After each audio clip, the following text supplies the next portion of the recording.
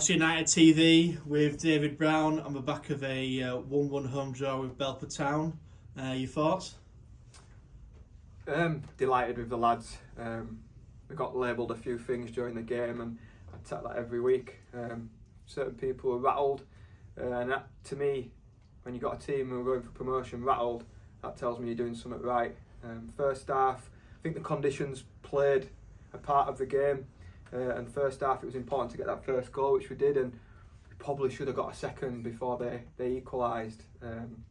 Second half, with the wind, it was going to be backs against the wall. So in that respect, I'm absolutely delighted with the defensive lads who have put body and soul into everything. Unbelievable save from Callum.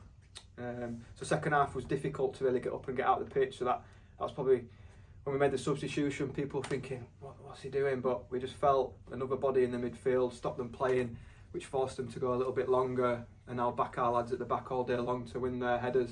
But it is only a point, but I feel it's a big point. We've now played Concert at home and Belper at home. The last two home games, two teams going for promotion, and we haven't been beat. So that's a massive positive that we're now becoming harder to beat. Just a couple of bits on the new boys, Mella and Costa, who come into the squad today. Obviously didn't get on, but just a word on them. Yeah, obviously we had the unfortunate news on Yanni. I didn't want to mention it in the programme notes, didn't want to let too many people know, but it's looking like season done for Yanni, which since January seems to be one thing after another in that respect. So we felt we needed to do a little bit of business on that, and Reece comes from Hyde and is really highly thought of at Hyde United. Myself and Paddy have good connection with Hyde, so they've done us a bit of a favour there. It doesn't get on today, but with the conditions, second half, midfield was going to get bypassed a lot. They were knocking a lot of long balls, and we did the same first half with the wind. It'd have been daft not to. And Jord, he came to training midweek. We said we'd bring him in, have a look at him, and within 10 minutes it was wow, okay. So we've got that bit of business done. We just felt with the transfer window coming to a close and the luck that we've had with injuries, we wanted to be as strong as possible. Yeah, we've created a gap to the bottom two, but we want to finish the season strong. So we don't want to be finding ourselves short come the end of the season. We want to be as strong as possible, because that's now undefeated in 4, 2 defeats in 9. So we wanted to finish the season well. So we didn't want to leave ourselves too short. When you look at the bench today, you've got Killer coming on. He would start for most teams. So we want to be as strong as possible. And like I've said all along, that 2-point gap became 4, became 6, it's now 7, and I think we've reeled in Bridden Brighouse. That was massive. I didn't want to just finish the season just plodding along, just looking. I want to finish as high as possible. That gap was 10 points, I think, at one point when we took over, and it's now 1. So I want to be as strong as possible. We'll only add in quality. It's a great group. It's got to be the right type of people, and I'm sure we'll see a lot of them between now and the end of the season. There's 8 games left now, and everybody's going to be massive. I take massive pride, not the right word, but I look beyond the starting 11. I look at the bench, the squad. Everybody's in it together.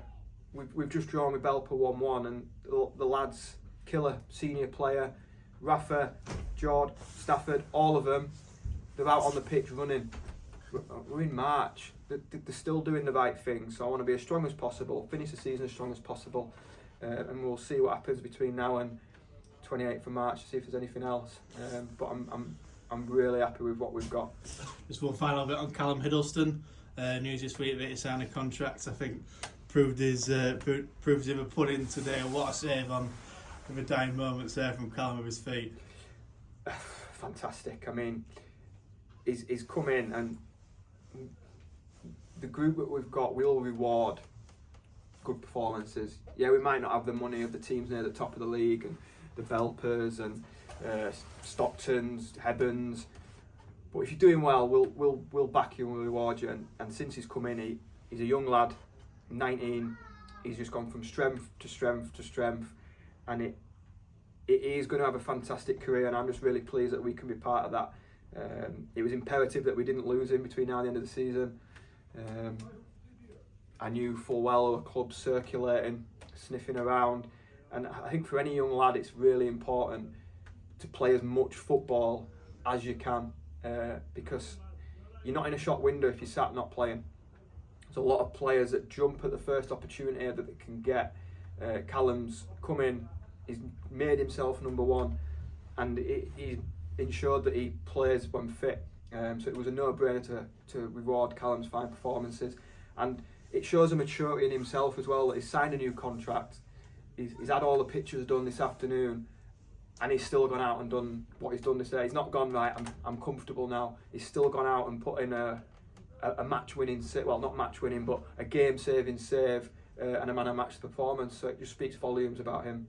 Cheers, bro.